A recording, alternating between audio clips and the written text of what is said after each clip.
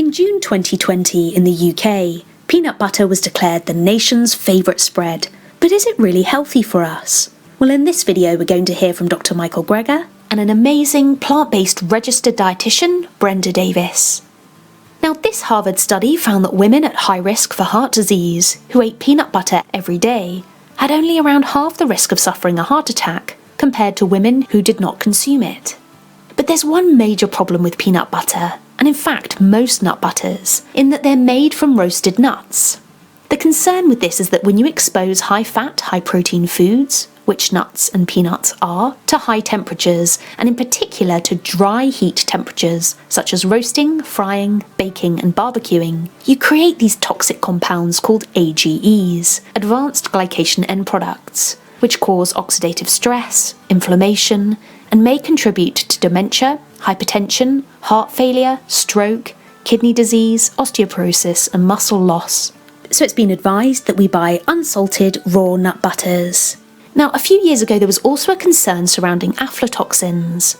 Peanuts grow underground where they tend to be colonised by a mould called aspergillus, which produces a potentially harmful group of mycotoxins called aflatoxins, which are known to be carcinogenic. And this mould has been found on peanuts and peanut butter. So let's hear from Dr. Greger first and then from Brenda Davis.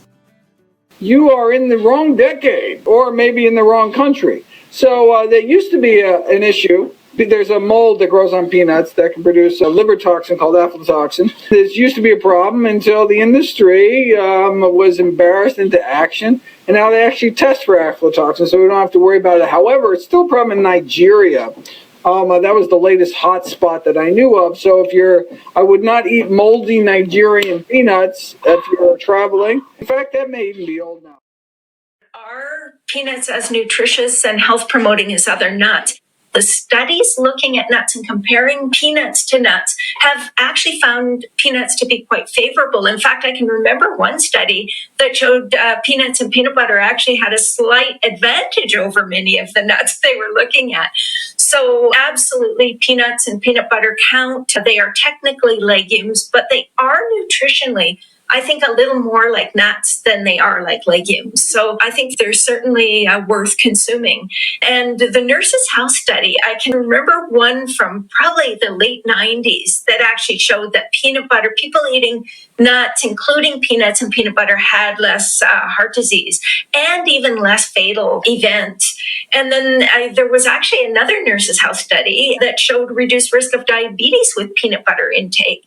I do recall a study of the daughters of the women in the Nurse's House study that was looking at benign breast disease, of course, fibrocystic breast disease being one of the benign breast diseases.